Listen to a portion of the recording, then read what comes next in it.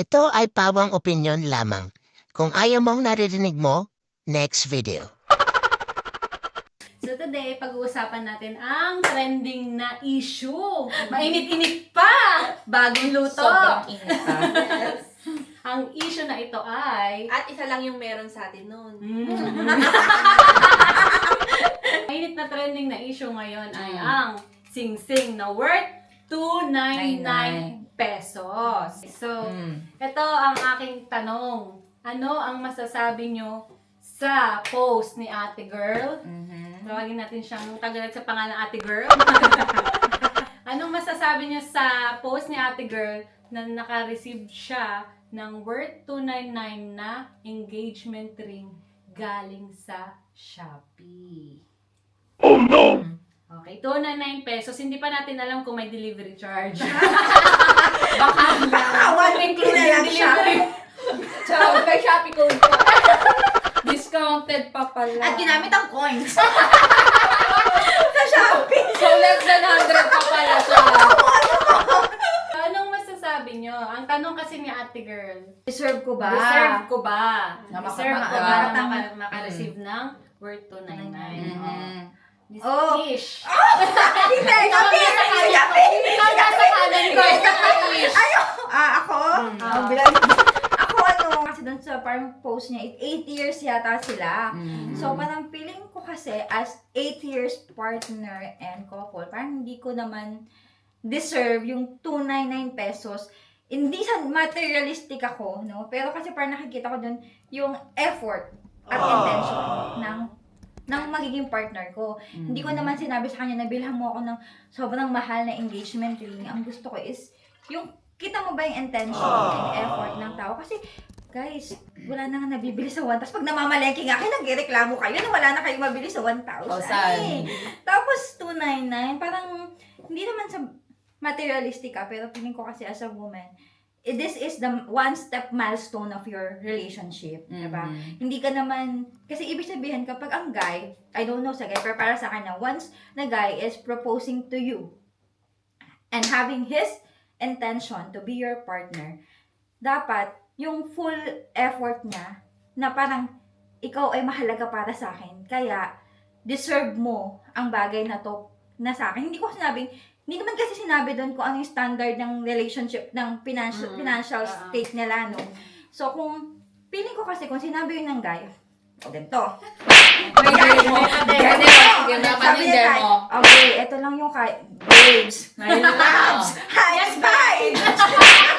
Ganun pa sinabi niya sa'yo na, this, yung sige na to, worth lang to ng ganito. Pero I promise to you that I will work hard, to deserve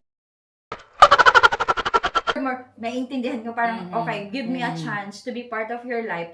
Kasi so far now, ito lang yung kaya ko, pero hindi ko sinasabi na, ito lang yung kaya kong ibigay sa'yo in the future. 'Di ba? Kasi parang, kung alam mo naman na parang, ay, itong taon to, kahit mahirap to, kahit hindi siya financially stable, pero nagsabi siya sa akin, na ganito lang yung sing-sing na kaya niyang ibigay for now, ganun. Feeling ko kasi hindi yun nasabi ng lalaki. Kung nandun sila sa state na hindi sila financially stable, no?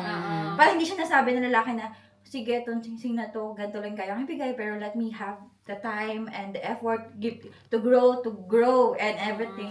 To be able to financially give you. Kasi, feeling ko naman is, kung mag-go na kayo sa marriage, yung habang mo nasabi, no? Dapat financially stable na din kayo for now. Or parang ready ka na to step to the new stage. Kasi pag mag-jowa, okay lang, kanya-kanya tayo.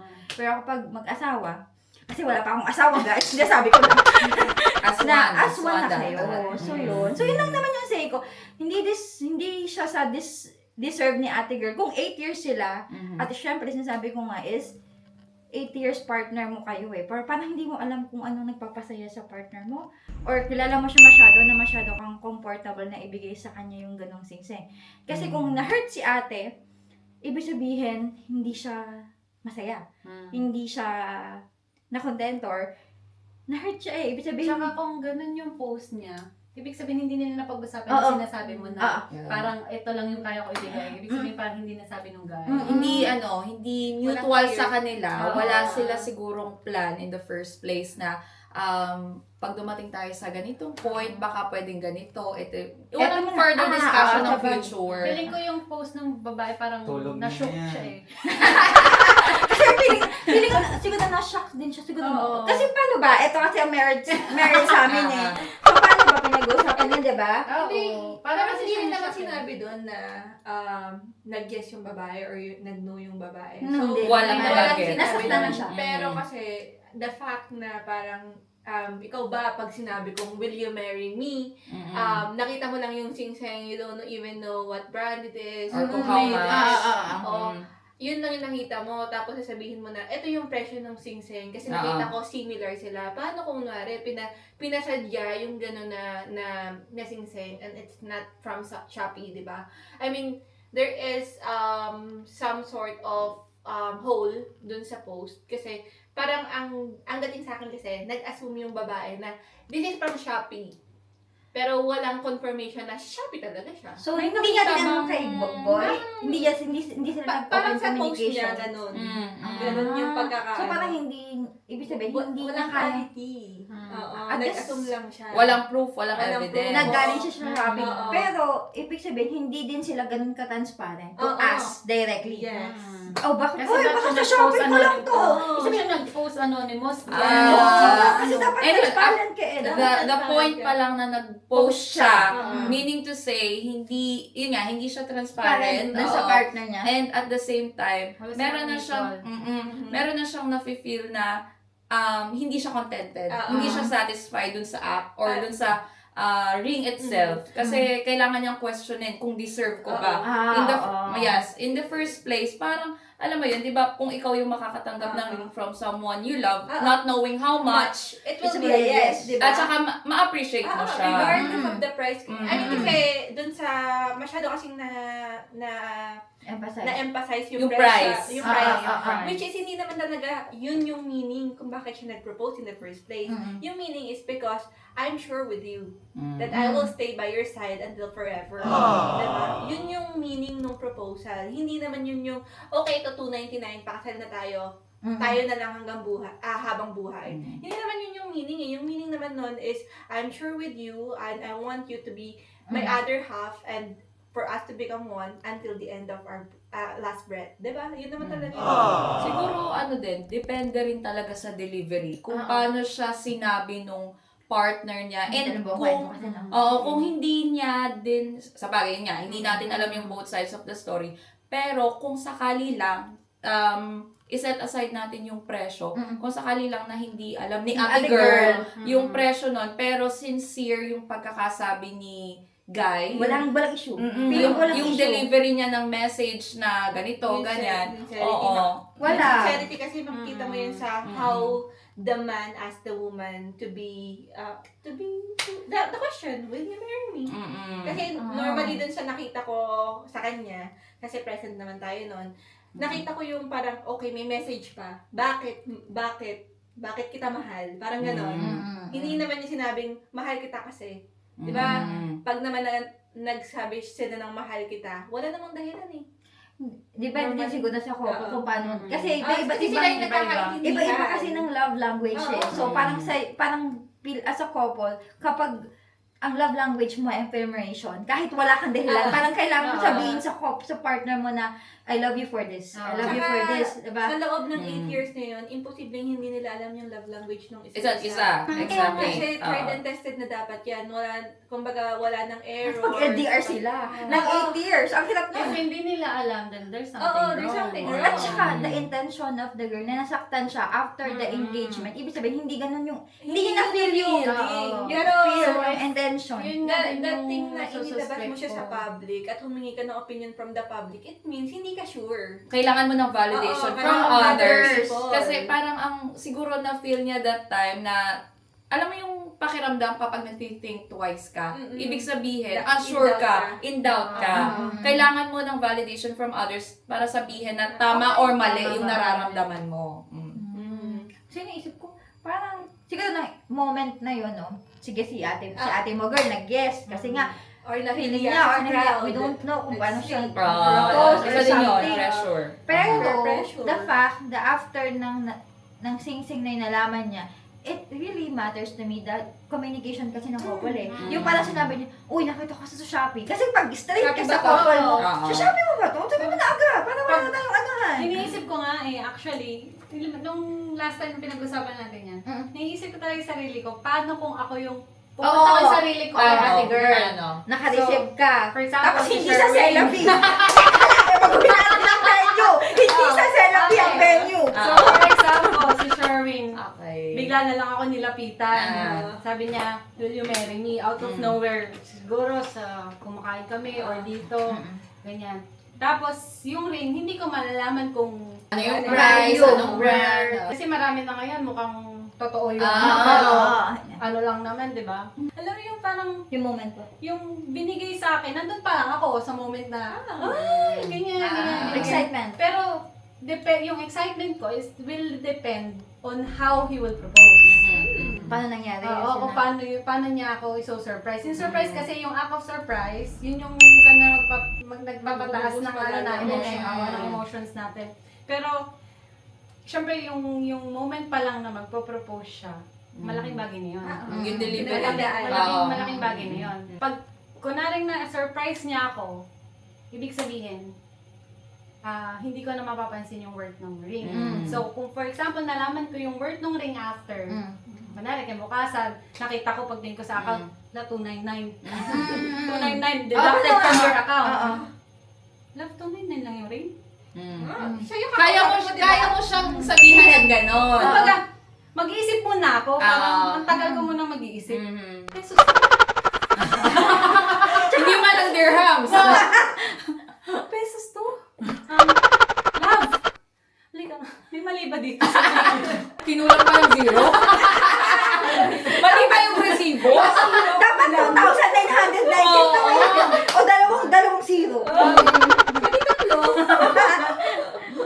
Love, financially, ano ba tayo? Struggling. Baka hindi ko na alam na financially struggling na tayo. Pero tama ba itong nakikita ko? Kasi piling ko 299. Pero I mean, hindi ako ma-offend na 299 yun. Pero I will confirm kung kumbaga, Sa love, partner mo 299 yun, to. diba? Parang, 299 to. Akala ko, yung parang yun yung mga una ko. Akala ko totoo. Parang mga ganun. Oo, totoo naman. Akala ko totoo.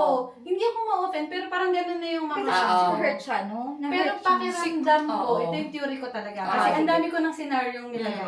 Pakiramdam ko, yung moment itself, yung act of surprise ni husband, Hindi successful enough. Ni boyfriend, boyfriend. ni fiancé, is hindi siya hindi Satisfying. sincere enough or hindi siguro yun yung gusto ng babae.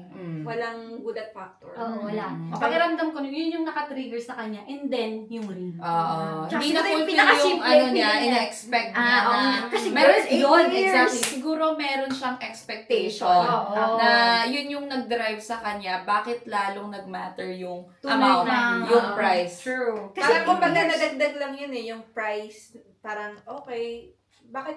At saka, the fact na, let's say nag-yes siya, kasi nasa kanya yung ring.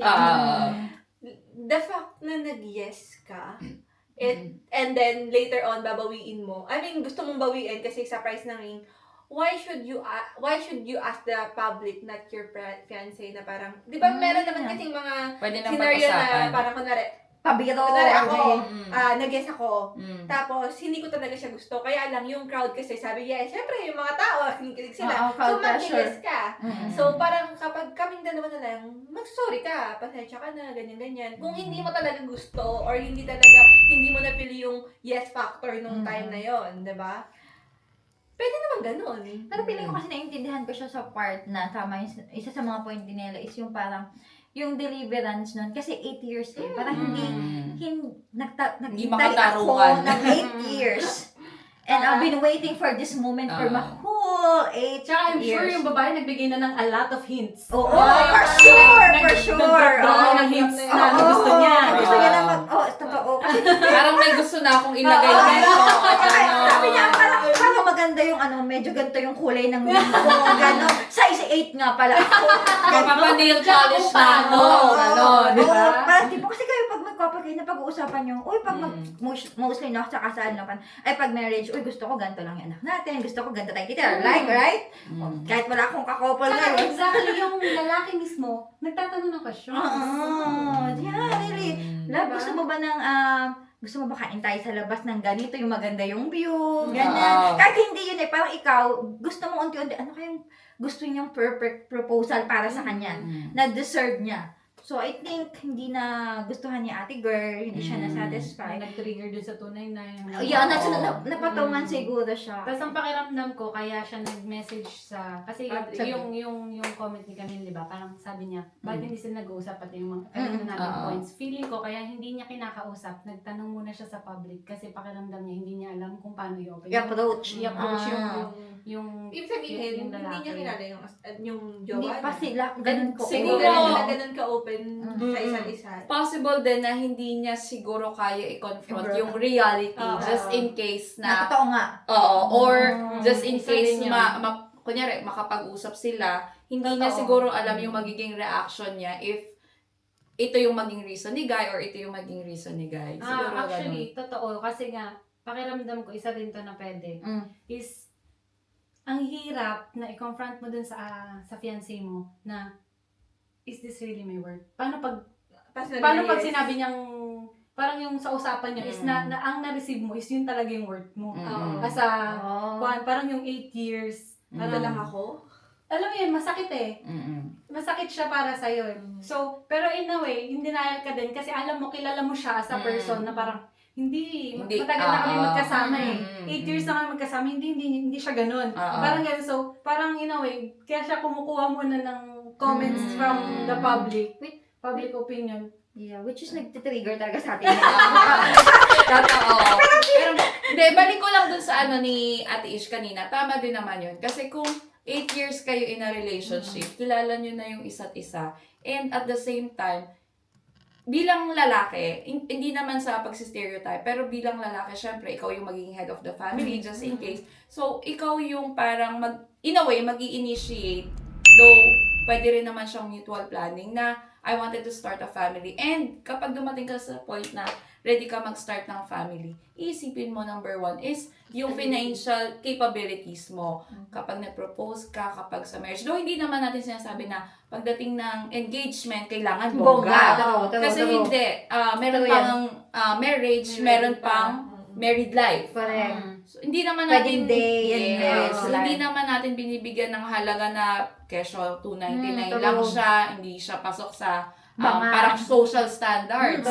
Pero kasi, yun nga, bilang 8 years kayo mag-partner, parang in a way, gusto mo ipakita dun sa partner mo, either babae or lalaki, na special ka, in a way na pagpe-preparean mo yung mga ganong special occasions. Totoo. Kailangan mo talagang, parang feeling mo kasi, ikaw pag may, ako nga, di ba, ako personally, kahit family mo, mahal mo sa buhay, birthday, ganun, you want to give them the best that you can have. Even if ito lang yung meron ako, na ito sa level na to, ito lang yung kaya kong ibigay sa parents ko, ibigay sa kaibigan ko, kasi feeling ko, ganito ko mapapakita na kahit hindi ko siya malayo, like sa parents natin, To show appreciation. to show appreciation of his or her existence in my life. It doesn't mean na, kasi lalo na pag malalayo mga OFW, diba? Hindi naman natin hindi tayo pwedeng laging pumupunta doon para sa mga special occasion. So usually, ang nagiging bearing tuloy natin is yung parang financial na bagay na nakikita Yun lang yung kaya nila. natin ibigay. So parang feeling ko, kung ganun tayo sa parents natin, sa kaibigan, mas more pa sa taong gusto nating makasama habang buhay. Kasi naman si ate girl, walang issue. Pero mukhang hindi siya nasayahan. Though, yun nga, yung sabi nga natin, hindi natin alam yung both buong sides. scenario. Hindi natin alam yung both sides of At the saka, story. everything will depend on the person. Parang kumbaga, sa perception pa rin ng tao. Siguro kay ate girl, malungkot siya. Kasi maraming mga factors kung bakit hindi naman natin alam yung buong storya, ganyan. Pero kung siguro tayo nandun sa situation, or ibang tao nandun sa situation, tapos parang kilala niya yung lalaki, let's say ang lalaki ay nonchalant, paano kung gano'n ang lalaki? Diba? Hindi siya masyadong into words, pero into actions. Pero kasing ganun eh. Pero kasi kung ano man yung naramdaman ni ate girl nung time na yon, dapat kasi, sila naman ang makakaayos nun. At the end of the day, At saka hindi though ko hihingi siya ng opinion from the public, it would be something just to, kasi magkakaroon ng two sides, maybe 3 sides of the story. Maybe may dagdag bawas, may ganyan. Pero at the end of the day, sila pa rin yung nakakakilala sa isa't isa. Sila pa rin yung dapat mag-ayos, and then dapat talaga sa kanilang dalawa lang yun. Kasi kapag may halo na yun ng ibang tao, iba na yun. May iba na Mas kasi. mahirap na Hindi din Hindi na siya ma-resolve. pure, hindi na siya intentional, hindi na siya, wala nang sincerity, Totoo, dapat wala sila. nang love. At saka in a way, yung judgment nila parehas is affected by The yung opinion. comments Oo. and feedback from others na parang ang hirap na i-separate pati yung decision mo on your own kasi affected ka na ng comments and Tsaka yes, isa pa kasi yes. siya yung nanghingi. So, ibig sabihin, kinukuha niya yung input ng ibang tao. Mm. At kasama sa equation. Kasi kahit, kunwari, ako may sarili akong problema, let's say, may problema ako sa office, sabihin mo sa akin, kasi, ganito, ganyan. Though, yung problema ko sa office is napakababaw lang, tapos sasabihin mo sa akin ng gano'n, ay, oo nga, no. Gasolina. Parang ikaw ka na. Gasolina. Ang dami mga nag-ano na, tulad ngayon, ang daming side ng story na parang sabi ng mga lalaki, ay, pag ganyan pala yung babae na gusto mo, tumakas ka na dyan kasi material na bagay lang yung gusto. No, it doesn't mean like that. Actually, yun yung mahirap ngayon. Yun yung pinakamahirap Social ngayon, media yung kasi. humingi ng opinion from the Ah. public. At lalo hindi mo kilala. Oo, Inayash. kasi nga, syempre, sila, ano lang sila easy to judge. Kung ano yung nabasa nila, kung ano yung feed mo sa Yun na kanila, yun. yung mga nagre-response, doon lang sila magre-respond. Oo. Diba? Tapos, ang pangit kasi ngayon, kasi dahil dyan sa 299 na yan, parang yung, syempre maraming vloggers and things like Katulad that. natin. What I mean is, they are like asking people, like women, what are their perspective with regards to 299 and Sing-Sing. Siyempre, di ba, iba-iba naman yung mga tao, tapos nagkakaroon na ng comparison. Ito ang pangit-pangit, ang taba-taba, pero sabi niya no. Ito ang ganda-ganda, pero sabi niya yes. Alam mo yung parang, hindi kasi ganun eh. Depende kasi sa perspective ng tao. Pero kasi kung ikaw yung lalaki at nire-respeto at minamahal mo yung babae, regardless of ano mang sing-sing yan, basta nandun yung sincerity, love, and respect, it will always be a win-win situation for you guys. At saka sabi nga ni Ate Ish, yung mga napapanood natin sa Oo, K-drama, yan, maganda. minsan nga, lollipop, ribbon, or Yung sako. tin can, yung Ah, ano niya, yun lang. flower. Pero kinikilig ka na doon kasi yung way of delivery nila is sincere. And, at saka ano siya, yung parang may promise talaga na I'll be with you forever, ganito, ganyan. Sa hirap at sarap. Wow. Mm.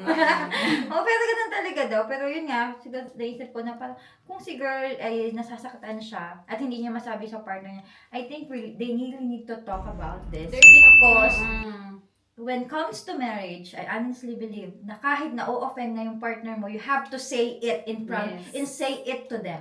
Kasi hindi mo pwedeng sabihin, ay, okay lang pala, hindi niya to sabihin kasi unti-unti maiipon yan. Kung ngayon pala hindi nila ma-fix yung communication What more na sa to, what married more sa marriage life, kasi kailangan vocal ka sa partner kasi etong partner na to is partnership for life. Hindi By the isa. way, kasal na po pala siya.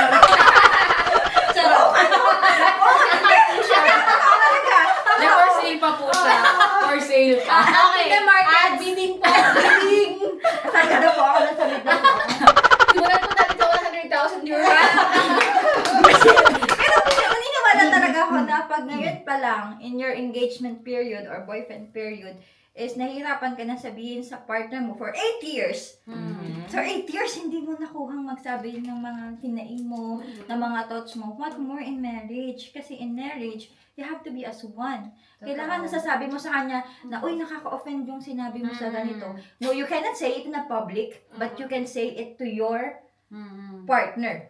Pero hindi dapat sa public in a way na offending. Kasi iba na yun eh. Kapag may ino-offend mo na siya sa public, big sabihin, napapahiya na yung partner mo. Which is dapat sa labas, sa public, one kayo. Pero kapag nasa kayo, nasa kwarto nyo kayo, nandun kayo sa house nyo, you have to able to say na, uy, yung sinabi mo kanina, hindi ako medyo okay doon. Pero, alam mo na, dito natin pag-usapan kung ano dapat yung ganun. Kasi dapat, sa mata ng public, magkakampi kayo. Yun sa mag-asawa, magkakampi kayo. Hindi mo pwedeng pahiyain or awayin na, hiyain asawa mo sa public. Pero at back of, in your house, behind the door, you talk about it. Kasi gano'n ang Kasi marriage. respect. Just, Saka ano just to din add eh. on doon. Kasi, mapunta tayo sa Bible. Meron kasi akong nakita na about the Bible, about choosing a partner. Isa lang naman kasi yung sinabi sa Bible in choosing a partner.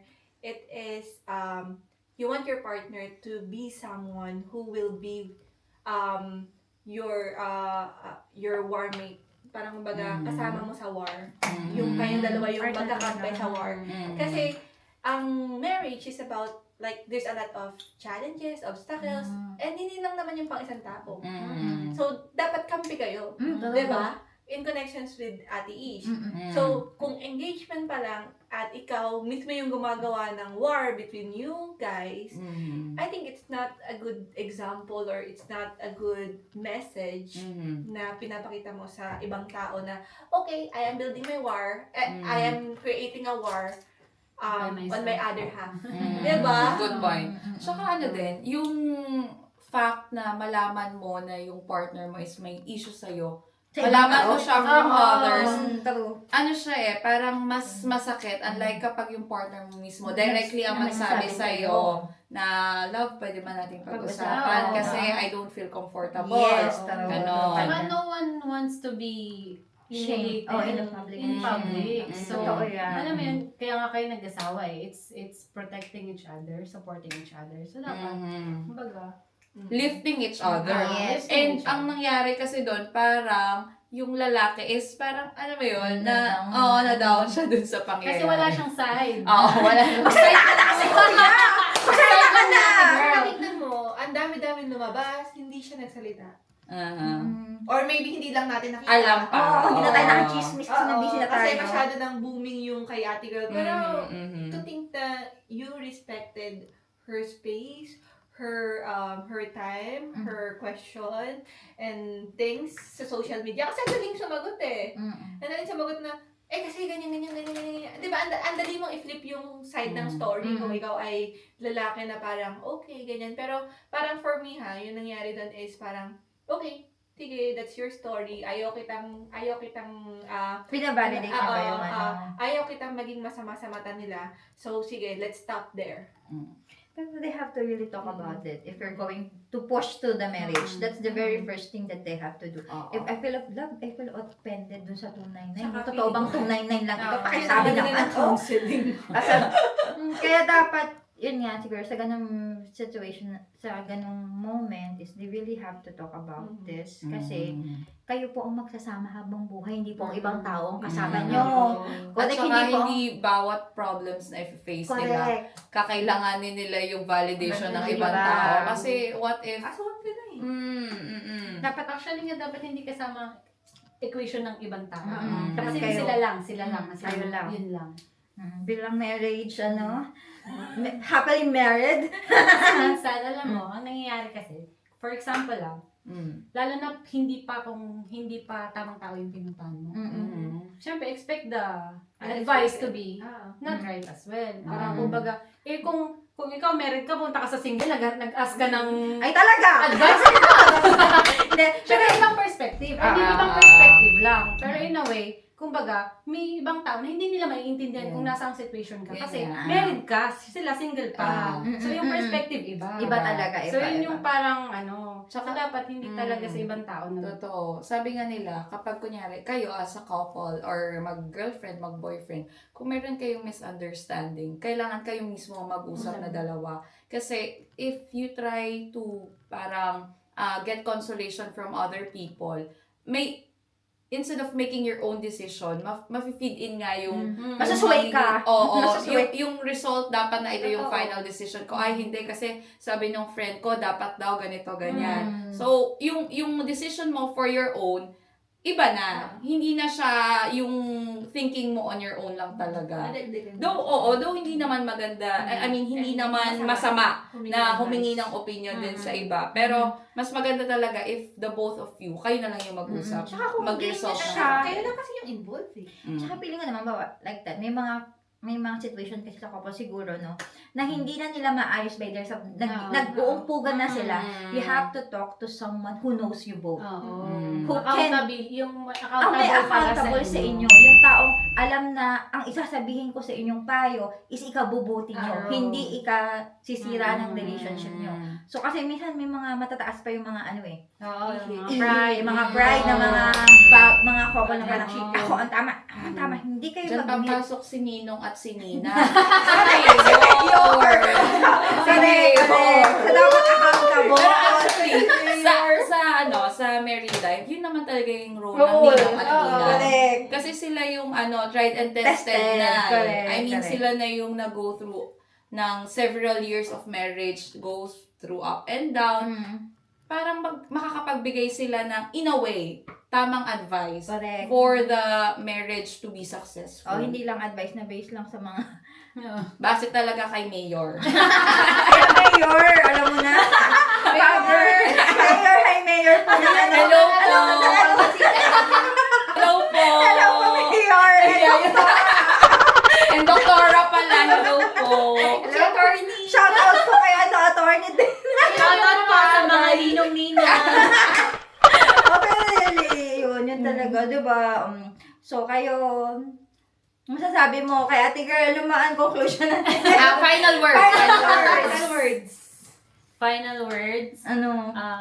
Ito lang masasabi ko kay ate girl. About sa post mo, before ka mag-post on anything on social media, find a person that will be accountable for you, na pwede mong takbuhan or lapitan pag nagkaroon kayo ng problema as mag-asawa. If hindi mo pa siya kayang sabihin sa asawa mo, kasi may ganun may ganun situation. Yung parang sobrang sakit pa sa akin. Pag nakausap mo siya, kasi siya yung source ng pain So, pag nakausap mo siya, hindi ka pa pala okay. Akala mo okay ka na. It will trigger.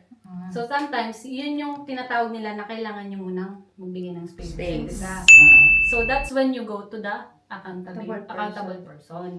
So, para mabigyan ka niya ng advice. Kasi minsan, sa sobrang stubborn natin, when we're in pain, nakakalimutan natin na pag narinig mo talaga actually yung totoong advice, yung tamang advice, ay, shucks, so ano? Hindi mo siya maiisip Kasi you're closed-minded Kasi nga, nasaktan ka parang you're all about yourself, you're selfish. Ako lang to, ako, lahat, nasaktan ako, parang puro ako.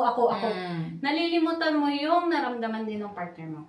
So, benefit of the doubt na no fiancé, siguro, sa kanya naman kasi since hindi natin alam ang side niya, for sure naman, naipakita in a way nung babae, ni ate girl, na may problema siya. May concern siya. May concern siya. So, medyo magkaroon ng sensibility yung guy na mag-open up, tanongin, ganyan, maging concern, ganyan. At the same time, yun nga, baka nalilimutan nila yung love languages nila sa isa't isa. So, kailangan nilang i-remind. Kung hindi pa nila yung nagagawa, pwede naman nilang, may test na ngayon sa online. So, pwede niyo i-take para malaman niyo yung isa't isa. Yung love language ng isa't isa. And yun, actually, yung love language talaga Wala as in, pag alam mo yung love language ng partner mo, maintindihan mo Pag hindi mo alam, hindi mo maintindihan. I've been there. Parang dati, bakit ganun siya? Hindi ko maintindihan. Hindi mo talaga maintindihan kahit anong gawin mo. Kailangan maintindihan mo na yung love language niya is ganun. Kaya pala ginagawa. And that's it. Diba? Parang, Yun yung recipe kasi. yun lang talagang ma-advise ko sa kanilang dalawa. And yun na nga, yun sa takeaway. Lahat naman nadadaan sa matinong usapan. If hindi yun na nga, kung hindi na madaan sa usapan, give space, then come back. Hindi laging overnight, hindi laging, pwedeng it will take time. Pero ang pinaka-importante sa lahat, pag nag-usap naman kayo, kailangan you have to listen. Really listen. Not hear, but listen. Kasi iba yung hear sa listen Pwedeng, pag nag-uusap kayo, you're ready to attack. Diba? You're ready to, parang, intention is parang, hindi, pakinggan mo ako. Hindi ka Parang you're listening to rebut. So, kailangan, magkaroon kayo ng, depende yan sa inyo actually, depende yan sa dynamics nyo as couple. Kung for example, ikaw as a ate girl is medyo maboka, syempre mga babae, diba? So, medyo magbigay tayo ng limit sa sarili natin na magsalita. And then, okay, ikaw naman. Time's up. 2 minutes ka lang ha? Ako na ulit. Galon. Pero it works kasi nga, minsan hindi na natin napapansin na sobrang lang nasabi natin, hindi mo na nabibigyan ng partner mo ng time to speak. Totoo So din. parang ganun. Overall, guys, ito lang naman ay aming theories lang. Ang tayo sa hindi namin opinion Para guys sa ha? lang naming opinion ito. Kung natuloy man silang ikasal, good for them. Good for them. If naman nag-usap pa sila, then take it slow, take your time. Yes. Pero Because kung hindi naman sila talaga natumuloy at nag-usap, at it's still a hindi talaga- blessing. It's still a blessing. Correct, correct. It's still a blessing guys ha. Naniniwala ko na even a broken relationship can still be a blessing. True. Diba sabi nga nila, maybe a wrong train can put you in the right destination. Kaya, still a blessing guys. So in any decision na pagdesisyonan nyo, we'll still pray for you. Yes. Yun lang Choose naman. wisely. Both wisely. Iboto nyo na po ang mayor namin. Kahit hindi ko pa kilala si Mayor. Hello po. O yun pa may kakalimutan sa susunod na election. Iboto nyo po, mayor. So guys, anything else you want to add up? Oh. Parang nag-discuss. I think we're all good. So- I think we've said already all of the points and all of the things that needs to be said. Ay, pero clarify lang natin na sabi nga natin, hindi natin alam yung Yung buong story. Yes. Yes. Oo, both Kasi sides isa lang of din the kami sa story. mga one-sided. Pero lang kami sa mga chikadors. Oo. Pero wala naman tayong intention na mag-cause ng More- anything bad. Oo. Correct. We're just trying to Opinion lang. understand kung saan nanggagaling yung post. Yung post. And iba-iba naman tayo ng situation. We don't know the real Totoo. situation. There's two sides in each sa mga stories. So, it's up to you as a couple to fix it. Pero yes, kung ano man, sana ma-fix nila, kung ano man yung challenge Challenge na naman. Naman challenge lang ngayon. ito. Oo. Oo. And it will make you a more mature and grow as a person, as a couple rather. So, yeah, let's hope for the best, and I hope you find the joy in your heart to talk and to enjoy each other's company. And kung ano man maging decision nyo, it's up to the Lord. Yung decision nyo, pray. That's the Oo, only, dasal. that's only Totoo yan. God will Problem. be the center. kasi for sure, lead kayo ni Lord sa plan niya kung ano para sa inyo. So, after na lahat ang sinabi natin. Ayun, to close this vlog, ayan lang, ang gusto lang namin sabihin is that, After all, yun pala. Anyong pala. Yun lang yung importante talaga yung gawin nyo bago matapos ang vlog na to is that, kung anything na nakuha nyo from this vlog is good, then Take we're it. thankful. Take it. Take it. Apply it. Pero hindi ibig sabihin is you're required or itong input namin is talagang yun. Tama. Guys, Di ba kailangan ibang may approach? discernment din kayo. Okay guys? Ayun lang naman. Okay, and Disclaimer finally, namin. And finally, I'm